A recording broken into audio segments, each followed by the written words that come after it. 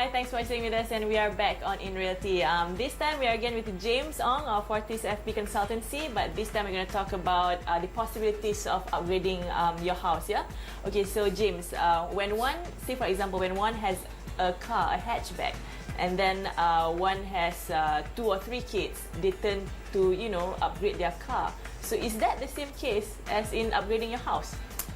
Almost the same. Okay. Upgrading the house by natural progression in life is when a person get married, have children. As you have more children, your house, you need a bigger house. Yeah. Because when the children grows up, you actually need a bigger house. That is the basic necessity. So some people, when they buy a house, after a limit, that house is not possible. So you have to leave the present house and move to a bigger house. But there are some houses or some properties you buy, is called extendable. The corner unit, you extend, you spend some money, you beautify your house, you improve on it. So these are the opportunity when people expand or increase their house upgrade. It's because of their what they need within family requirement. Okay, so is there some kind of finances assistance or like a loan that is offered to people who would like to upgrade their house, or a new kind of loan or something out there in the market? Many years ago, banks do have this more or less standard for upgrading of houses, but of late the financing is a bit quite different now. So normally, if you want to upgrade your house, which is the same house, you don't want a renovation, you have to take a personal loan.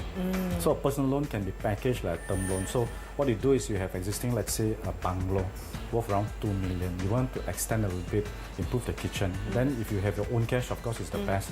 You have like 300,000 to spend, you modify a bit, you repaint the whole house, you add in a swimming pool. If not, you have to go to the bank and get a personal loan. So the bank will structure the amount, let's say you need 300,000 to a term loan, let's say in 60 months or 36 months. So you can actually finance this upgrading of your home within your means. Okay. Yeah. So when you say within your means, right, that is kind of like a vague notion. It depends on how much a person makes every month and how much the expenditure is, correct? Yeah. But then again, if you were talking about a person who would like to sell their house and upgrade it to a bigger house, say like as for me, I have an apartment right now. So for me to up the value of the house, I need to do some certain renovation. So what are the types of renovation that I need in terms of up the value of my previous homes? There are some properties that if you spend some money to up value your property, it's worth it. But not all properties are like that. Some property, when people buy a property, let's say medium range condominium, the price is more or less is there. So in other words, people expect the price is there. When people buy a property, they look at the property of a building, let's say it's condominium. People look at the price. People don't look at what's inside. Even if you renovate inside, you paint it differently, you put it Balinese, but some people may not do Balinese. So there are some properties that worth upgrading, there are some properties not worth upgrading. But of course, if you have a landed property, let's say like a bungalow will cost a few $1 million. People who buy these bungalows, they normally will see something. It's very hard to compare with another property. So it is possible for you to spend some money, touch up the bungalow or touch up the property, whether it's a semi-D or terrace, clean up the place, change all those things, inside function, whatever it is, so no leakage, the roof, the ceilings all clean, no watermark. These are the things that people, when they come in, they look at the property and they say, okay, I want to buy it. So back to the second part, you're saying that, is it worth? Yes, it is worth sometimes to just touch up, so that when you sell, you can just sell it of a good value and use this money to basically buy a property that you want. So-called, we call it upgrade. It means you upgrade to another property and use this cash to put into a deposit or purchase a new property, which will basically cater for your current needs. A bigger space, a more luxury, better location, all those things. Okay. So having said that, for an average family of 4, to upgrade to a new home, so is it better for them to have a typical terrace house and later, slowly renovate it into a bigger house, or should just one save up and get that big bungalow they've always dreamed of? I think in my profession, I always look at the client's interest first. Property is secondary. So the first step we always ask a person is that affordability. Like many people, they say it's always happy to stay in a home and you feel very happy, no disturbances, no bills to pay, no credit, no extended credit, whatever it is. So for some people, what they do is that they can afford to put 2 children in one room. For some family, it's not possible, because so for some people, what they do is that if they find a property is suitable for them for the next few years without actually adding any commitment. Because when you're adding commitment, you have to pay extra, and cost is very important.